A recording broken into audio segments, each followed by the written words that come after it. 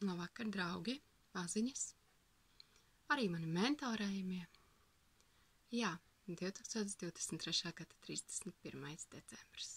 Jau pavisam drīz būs aiz lokas salūts, pildīsies ar šampanieti, šampaniešu glāzes, un viens otram novēlēsim laimīgu jauno gadu.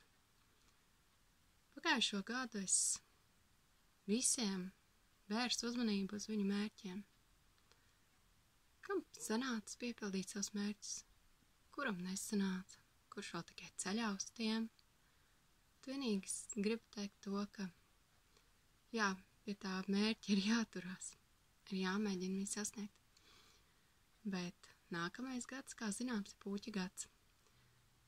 Šogad bija zaķa kaķa gads, līdz ar to, kā mēs zinām, zaķītis tāds bailīgs, kaķītis tāds mīlīgs. Savukārt puķa gads būs tāds stiprs, varbūt pat ugunīgs.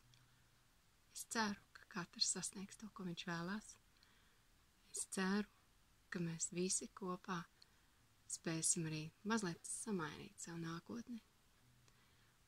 Un galvenais, lai mums visiem būtu veselība, jo bez veselības ir diezgan švaki. Ir redzēts diezgan daudz, jā. Nav noslēpums, ka arī man pazīstamie godam ir pabeiguši misijas šajā pasaulē, šīs zemes.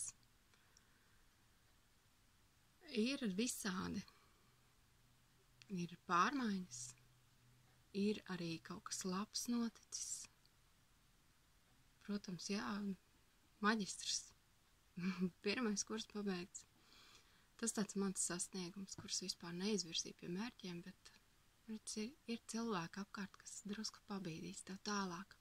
Jā, esmu mentors augstskolā, arī tā kā neplānoti, bet ja kādam noder manas zināšanas, kāpēc gan ne?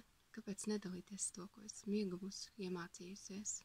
Tāpēc katram nākamgad novēlu padalies ar savām zināšanām, padalies to, ko tu zini, padari pasauli labāku, ka tu esi sāc tikai ar sevi, ar saviem draugiem, ar savu ģimeni. Un mēs panāksim to, ka pasauli izmainīsies un paliks arvien labāk. Laimīgu jauno gadu!